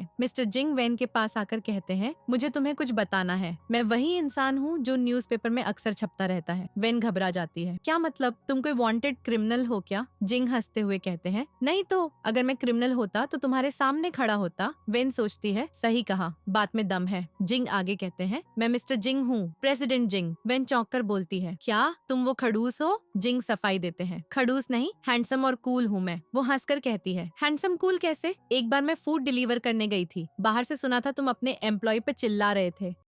एक नंबर का जालिम लगते हो। जिंग कहते हैं, अगर मैं वो होता तो तुम्हें नीचा दिखाने के लिए पहचान क्यों छुपाई? वेन गुस्से में बोलती है, तो क्या तुम्हें डर था कि मैं तुम्हारे पैसे लूटकर भाग जाऊंगी? चलो डाइवोर्स कर लेते हैं। तभी मॉम दौड़कर आती है और उसके मुंह पर हाथ रख देती है। इसकी बातें मत सुनो, ये तो बस अपनी तारीफ कर रहा है। वेन कहती है, वही तो, ये प्रेसिडेंट कैसे हो सकता है? मॉम जिंग को डांटती है, अच्छा होगा तुम अपनी रंगत छुपा कर रखो, वरना डॉटर इन लॉ गुस्सा हो गई तो जिंदगी भर सिंगल रहोगे। जिंग बात पलट देते हैं, मैं प्रेसिडेंट का असिस्टेंट हूँ। वेन नरमी से कहती है, फिर भी झूठ क्यों बोला? मेहनत करते रहो, एक दिन हमारी जिंदगी बेहतर हो जाएगी। मॉम जिंग को झिड़कती है, नालायक, मेरी बहू की बात मान। एनिन पूछती है, भाई इसका क्या मतलब? डूडू हंसकर कहता है, मतलब डैडी अगर मम्मी की सुनेंगे तो ढेर सारे पैसे कमा लेंगे। एनिन चहकती है, डैडी तुम मम्मी की हर बात मानना, मुझे भी ढेर सारी ड्रेस चाहिए। सब हंसने लगते हैं। तभी लिन वहाँ पहुँचती है। वो पूछती है, तुम यहाँ क्या कर रही हो? मैं तुमसे नहीं मिस्टर जिंग से मिलने आई हूँ। मॉम भड़क जाती है, हिम्मत कैसे हुई मेरे बेटे का नाम लेने की? वो सिर्फ वेन को पसंद करता है। लिन कहती है, मैं तो बस जिंग को एक बात बताने आई हूँ, फिर चली जाऊंगी। बच्चे चिल्लाते हैं, बुरी लड़की, हमारी मम्मी डैडी के रिश्ते को मत बिगाड़ो, अगर बीच में आई तो हम तुम्हें नहीं छोड़ेंगे। लिन इग्नोर करके आगे बढ़ती है, लेकिन मॉम बीच में आ जाती है, मेरे होते हुए तुम कुछ नहीं करोगी। मॉम इशारा करती है, बच्चे पोस्टर से उसे बांध देते हैं और नीचे धक्का मार देते हैं। सब क्लैपिंग करने लगते हैं। मॉम कहती है, मेरी बेबीज कितनी अव्वल है। सब हंसते हुए घर लौटने लगते हैं। रास्ते में एक आदमी बड़ा सा बॉक्स लेकर आता है जो वैन पे गिरने वाला होता है। जिंग झपट कर उसे साइड करते हैं और बॉक्स को हाथ से रोक लेते हैं। वैन घबरा जाती है, तुम ठीक तो हो ना? कितना खतरनाक सीन था, ऐसा क्यों किया? जिंग कहते हैं, तुम मेरी वाइफ हो, तुम्हें बचाना मेरा फर्ज है। वैन सोचती है, ये मुझे क्या हो रहा है, ये पसंद क्यों आने लगा? मॉम खुशी से देख रही होती है। बच्चे चिल्लाते हैं, हमारे डैडी कितने हैंडसम है,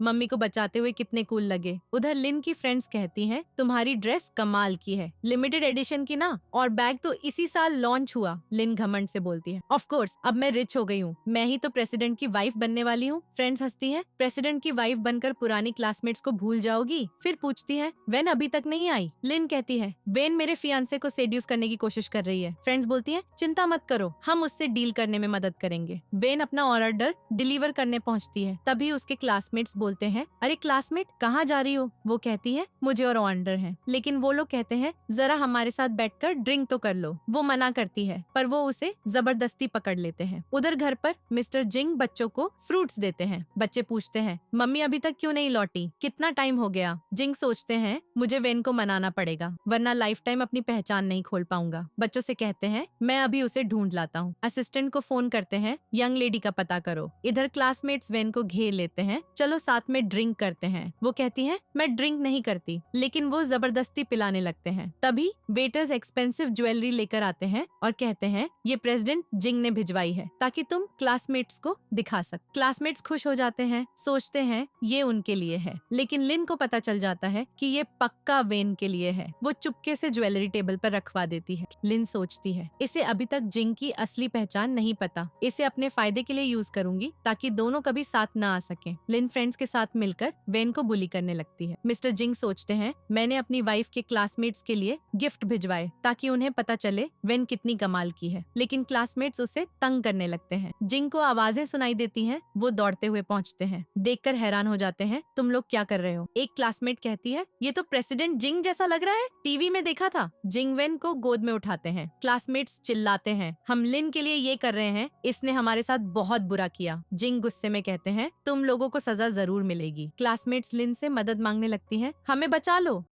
जिंगलिन से कहते हैं, तुम बार बार इसे बुली करती हो, पिछली बार का सबक कम पड़ा लगता है। असिस्टेंट से बोलते हैं, इसकी पूरी फैमिली को इंडस्ट्री से बाहर कर दो। वेन को लेकर चलते हैं। वो बीच में चिल्लाती है, रुको, मैं वही हूँ जो 7 साल पहले वन नाइट स्टैंड वाली थी। लेकिन असिस्टेंट उसे थप्पड़ मार देता है। जिंग वेन को घर ले आते हैं और उसका ध्यान रखते हैं। उसके होश आता है। वो पूछती है, मैं कहाँ हूँ? जिंग कहते हैं, ये मेरा घर है, तुम भूल गई? वो थैंक यू कहती है, मैं हर बार तुम्हें प्रॉब्लम में डाल देती हूँ। जिंग बोलते हैं, कोई बात नहीं। वो पूछती है, तुम्हें कैसे पता चला मैं वहाँ थी? वो कहते हैं, मैं गुजर रहा था, देख लिया। वो कहती है, वो शहर का फेमस रेस्टोरेंट था, तुम वहाँ से क्यों निकल रहे थे, सच बताओ। जिंग कहते हैं, मैं प्रेसिडेंट जिंग के साथ गया था, वो रेस्टोरेंट उनका है, उन्होंने कहा मैंने अच्छा काम किया इसलिए ले गए। वो कहती है, वो इतना अच्छा है? जिंग हंसते हुए कहते हैं, हाँ। वेन बोलती है, लेकिन वो लोग तुम्हारे आगे क्यों झुक रहे थे, तुमसे इतना डरते क्यों हैं? जिंग कुछ बोलते वो कहती है, अब समझ आया, प्रेसिडेंट जिंग बहुत डेंजरस है, इसलिए डर गए होंगे। जिंग कहते हैं, तुम जैसे उसे समझती हो वो इतना बुरा नहीं। वो कहती है, पहले लगता था क्रूअल है, अब तो अंधा भी लगता है। लिन जैसी लड़की को प्यार हो गया। जिंग बोलते हैं, सुना है प्रेसिडेंट जिंग की शादी हो गई, उसकी वाइफ बहुत जेंटल और काइंड है। वेन कहती है, वो लड़की पक्का अनलकी होगी, गॉड उसे उस जालिम से बचा लो। जिंग उसके लिए किचन में हैंगओवर सूप बना रहे होते हैं। मॉम आती है, क्या वो उठ गई? जिंग कहते हैं, हाँ नशे में थी इसलिए सूप बना रहा हूँ। मॉम डांटती है, तुम कितने नालायक हो, ड्रिंक के बाद क्या होता है पता भी नहीं। जिंग पूछते हैं, क्या होता है? मॉम कहती है, हस्बैंड वाइफ का रिलेशनशिप इम्प्रूव होता है, इसका फायदा भी नहीं उठाया,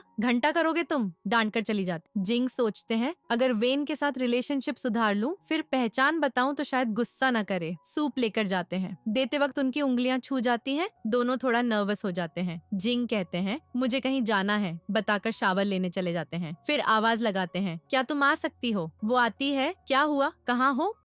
जिंग कहते हैं, वॉशरूम में हूँ, फिसल गया, प्लीज मदद करो। वो दौड़ कर आती है, लेकिन जिंग डबल बात टॉवल लपेटे खड़े होते हैं। वो देखती रह जाती है, कितनी अच्छी शेप है। जिंग बोलते हैं, और देखोगी? वो कहती है, तुमने झूठ बोला। जाने लगती है। जिंग उसका हाथ पकड़कर रोक लेते हैं, करीब लाते हैं, पूछते हैं, क्या तुम मुझे लाइक करती हो? उसके दोनों हाथ पकड़कर ऊपर करते हैं और धीरे धीरे उसके करीब आ जाते हैं ताकि किस कर सके। वो धीरे धीरे उसके होंठों की ओर बढ़ते हैं, लेकिन वेन अचानक बेहोश हो जाती है। जिंग एकदम घबरा जाते हैं, ये कैसा रिएक्शन है, क्या हो गया? उधर क्लासमेट्स को कंपनी से निकाल दिया जाता है, उन्हें बोल दिया जाता है अब कहीं जॉब नहीं मिलेगी। गुस्से में वो लिन पर टूट पड़ती है, तुम्हारी वजह से ये सब हुआ। लिन के डैड दौड़कर आते हैं और उसे बचाते हैं। क्लासमेट्स गुस्से से भाग जाती है। लिन के डैड चिल्लाते हैं, इतना रायता फैला दिया था, अब और फैला दिया। घर पर सब डाइनिंग टेबल पर बैठे होते हैं। मॉम खाना लाती है और सब खाने लगते हैं। मिस्टर जिंग खुद वेन को सर्व करते हैं। मॉम पूछती है, कल रात थक गए थे क्या? वेन शर्मा जाती है, मॉम ये क्या पूछ रही हो? मॉम हंसती है, बताने की जरूरत नहीं, मैं सब समझती हूँ। जिंग को कुछ समझ नहीं आता। वो सोचते रहते हैं कि कल रात किस करने पर वो क्यों सो गई। एनिन कहती है, डैडी मुझे भी दो ना। जिंग उसे सर्व करते हैं। मॉम एनिन को देखकर कहती है, कितनी क्यूट है ये। तभी उसके कान के पीछे बर्थमार्क नोटिस करती है, ये तो बिल्कुल मेरे जैसा है। जिंग भी देखते हैं और हैरान हो जाते हैं, ये बिल्कुल वैसा ही है जैसा मेरा। वो बोल पड़ते हैं, एनिन मेरी बेटी है। डूडू कहता है, यानी आप मेरे डैडी हो? मॉम खुशी से उछल पड़ती है, हम सब सच में बहुत लकी हैं। वेन हैरान होकर जिंग को देखने लगती है। उसे 7 साल पुराना वो वन नाइट स्टैंड याद आता है। वो सोचती है, मिस्टर जिंग वो हो ही नहीं सकते, वो तो इतने काइंड है, जबकि वो वाला बहुत क्रूअल और जालिम था। वो कहती है, मॉम ऐसा कुछ नहीं है, ये कोइंसिडेंस होगा। मॉम उदास हो जाती है, यानी मैं फालतू एक्साइटेड हो रही थी। जिंग सोचते हैं, डूडू को मेरी तरह पीनट एलर्जी है, एनिन का बर्थमार्क वैसा ही, ये कोइंसिडेंस नहीं हो सकता। डीएनए टेस्ट गलत था लगता है, और मुझे हमेशा फील होता है कि वेन वही 7 साल पहले वाली है। तभी असिस्टेंट का कॉल आता है, वो कंपनी की कोई जरूरी बात बताता है। जिंग चले जाते हैं। वेन को चिंता होती है, पता नहीं क्या हो गया। वो डिलीवरी का बहाना बनाकर वहाँ से निकल जाती है। कंपनी के बाहर रिपोर्टर्स जिंग को घेर रखे हैं। सवालों की बौछार चल रही है, क्या तुम उस लड़की के साथ थे? बच्चों को धोखा देते हो क्या? वेन आती है और सब सुन लेती है। वो हैरान रह जाती है। असिस्टेंट कहता है, बॉस यंग लेडी यहाँ क्या कर रही है? जिंग बोलते हैं, तुम रिपोर्टर्स को भगाओ, इसे मैं संभाल लूंगा। असिस्टेंट कुछ प्रूफ दिखाकर भागता है। रिपोर्टर्स उसके पीछे दौड़ पड़ते हैं।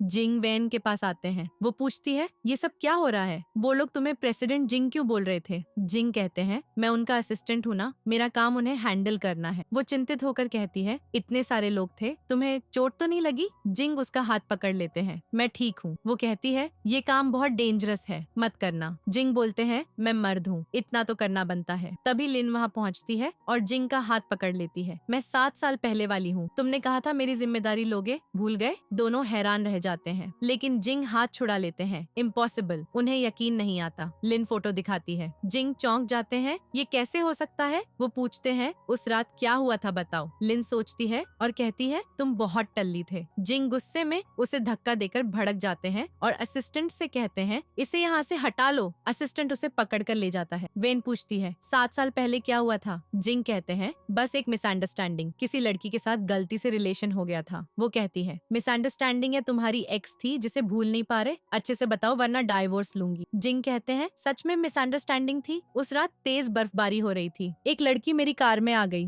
वेन को अपना वन नाइट स्टैंड याद आता है। वो सोचती है कहीं यही तो नहीं। पूछती है उस लड़की को ढूंढा? जिंग बोलते हैं अभी तक नहीं मिली। वो गोल्डी गर्ल थी। पैसों के लिए ऐसा किया। लंबे टाइम से प्लान था। वेन सोचती है फिर मैं गलत समझ रही थी। जिंग कहते हैं इसलिए तुम्हें नहीं बताया, लगा तुम मुझे पसंद न करोगी। वो कहती है पास्ट की बातें भूल जाओ, मेरे भी बच्चे हैं, तुमने मुझे हेट तो नहीं किया, अब अच्छी लाइफ जिएंगे। दोनों घर लौटते हैं। घर पहुंचकर जिंग कहते हैं आज तुम बहुत अच्छी लग रही हो। करीब आकर किस करने वाले होते हैं लेकिन वेन उंगली रख देती है। इस रूम की साउंड प्रूफिंग अच्छी नहीं है। जिंग कहते हैं पर मुझे अभी तुम्हारे साथ रहना है। वो हंसकर बोलती है बहुत जल्दी हो रही है, मैं अभी शावर लेकर आती हूँ, और गुड नाइट बोलकर जल्दी से भाग जाती है। जैसे ही गेट खोलती हूँ मॉम बाहर कान लगाकर सुन रही थी। वो अंदर आती है और कहती है मैं तो मिडनाइट स्नैक देने आई थी, मैं बिल्कुल ठीक हूँ, तुम लोग जारी रखो। फिर बाहर से गेट बंद करके चली जाती है। वेन कंफ्यूज हो जाती है। मिस्टर जिंग हंसने लगता है। मॉम बोलती है ये असिस्टेंट तो किसी काम की नहीं, ये घर कैसे ढूंढा है? यहाँ की साउंड प्रूफिंग भी ठीक नहीं। मेरे बेटे और डॉटर इन लॉ की मैरिड लाइफ पे कितना असर पड़ रहा है। नहीं, मुझे इस प्रॉब्लम को सॉल्व करना ही पड़ेगा। सुबह वेन ने बच्चों की फेवरेट सैंडविच बनाई। सब खाने लगे। मॉम देख रही थी कि मिस्टर जिंग को अभी तक असिस्टेंट का फोन नहीं आया। जैसे ही फोन आता है मॉम कहती है फोन उठाओ। असिस्टेंट बताता है बॉस जिसका घर है वो वापस मांग रहा है। वेन चिंतित हो जाती है।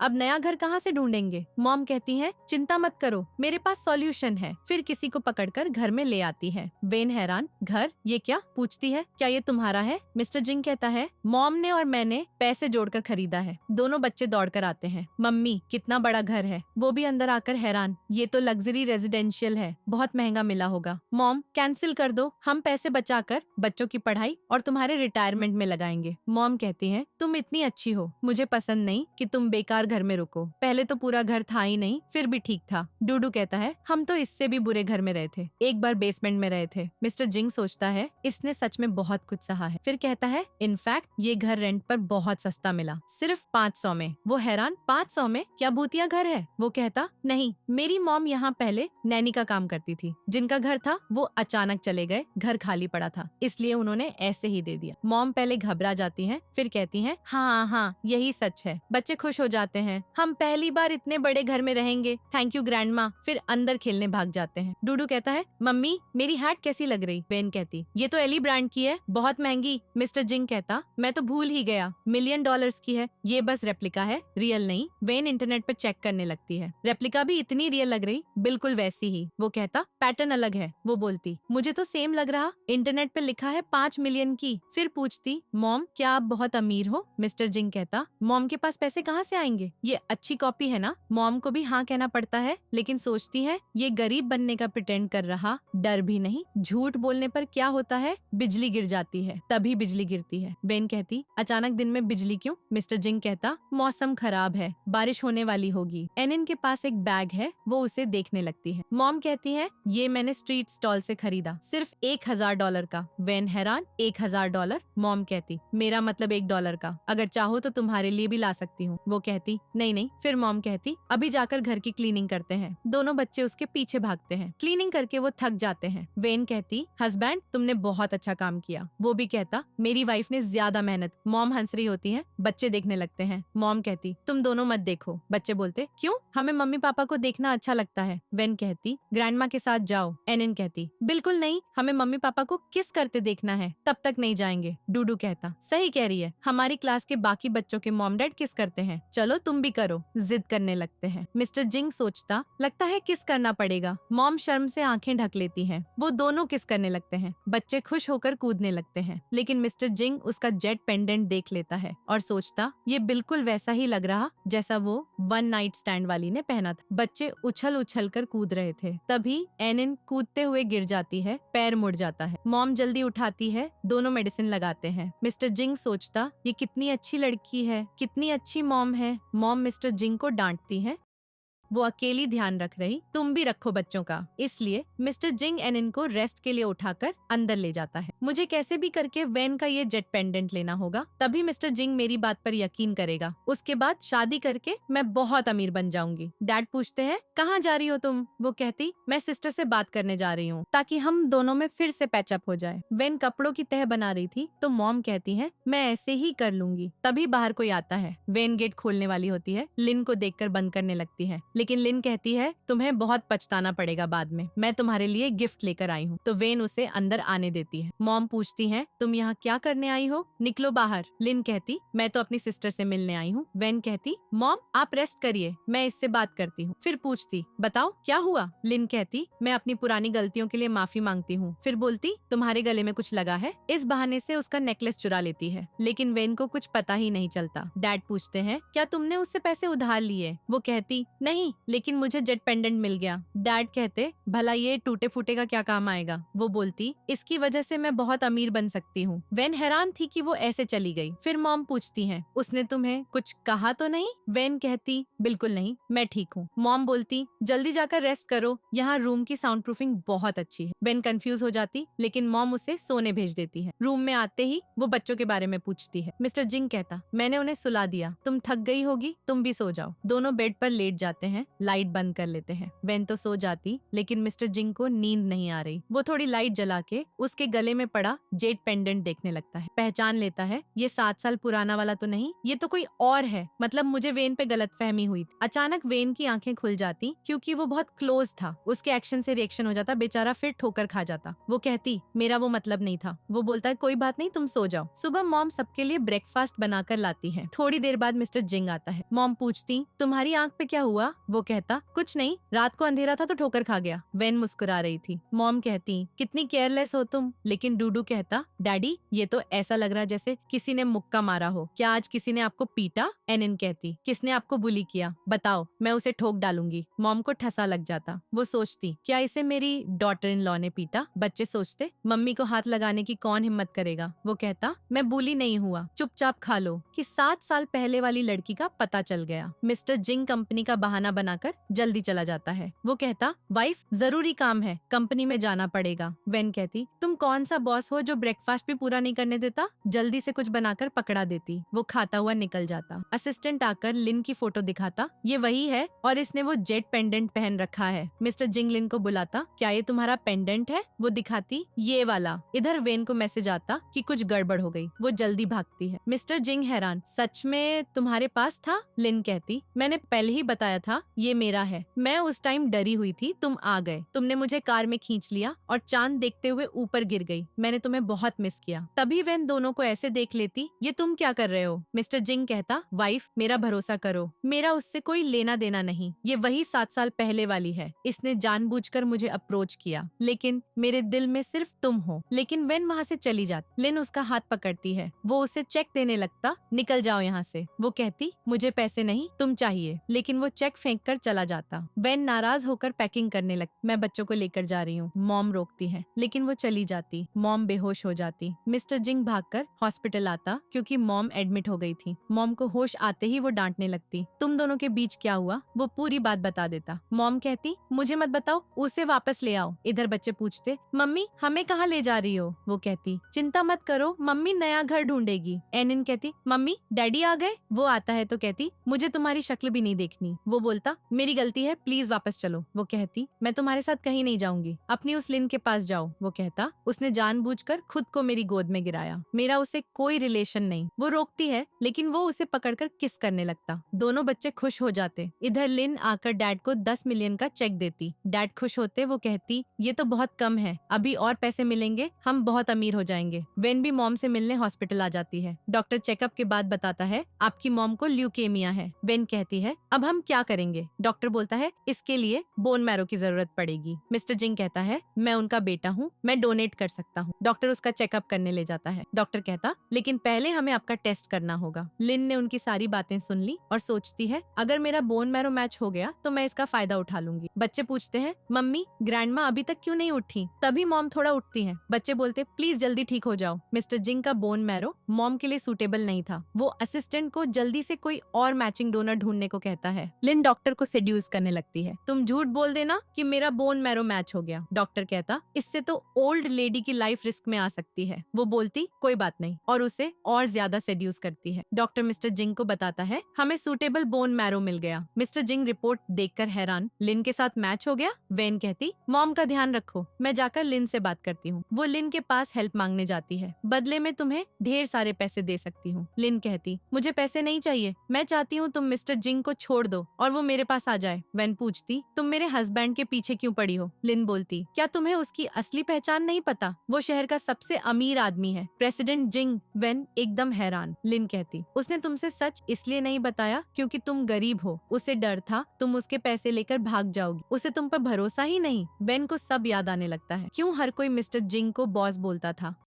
वो कहती, तुम मुझसे और कितना झूठ बोलोगे? कभी ड्राइवर बोला, कभी असिस्टेंट। मुझे बेवकूफ समझते हो? तुम मुझे लालची समझते हो। मिस्टर जिंग एक्सप्लेन करने लगता, लेकिन वो बोलती, मुझे कुछ सुनना नहीं। अब लिन का बोन मैरो मॉम के साथ मैच हो गया। उसकी शर्त है कि तुम्हें उससे शादी करनी पड़ेगी, इसलिए हम डिवोर्स कर रहे हैं ताकि तुम उससे शादी कर लो। वो कहता, मैं उससे शादी नहीं करूंगा, मैं तुमसे प्यार करता हूँ। दोनों बच्चे उनकी बातें सुन रहे होते। वो सोचते, मम्मी पापा में फिर झगड़ा हो गया। जरूर वो बुरी आंटी ने कुछ किया, हमें की मदद करनी चाहिए। बच्चे भागकर नर्स के पास जाते, प्लीज हमारा चेकअप कर लो, हमारी ग्रैंड माँ बहुत बीमार है, हमें उन्हें अपना बोन मैरो देना है। नर्स कहती, पहले बड़ों को देखने दो। बच्चे बोलते, नहीं, हमें ग्रैंड माँ को बचाना है, उनकी लाइफ रिस्क में है। नर्स मान जाती है। वेन मिस्टर जिंग को भगा देती है। तभी वो अपना जेड पेंडेंट देखती है और समझ आता, ये तो मेरा नहीं है, लिन ने चुरा लिया। इतने में बच्चे भाग कर आते, मम्मी हम ग्रैंड माँ को बचा सकते हैं। नर्स कहती, बच्चों का बोन मैरो पहले से मैच हो गया। वेन हैरान, कैसे? मतलब मॉम सच में बच्चों की ग्रैंडमा है और वो नाइट स्टैंड वाला मिस्टर जिंग ही था, इसलिए लिन ने इतना बड़ा झूठ बोला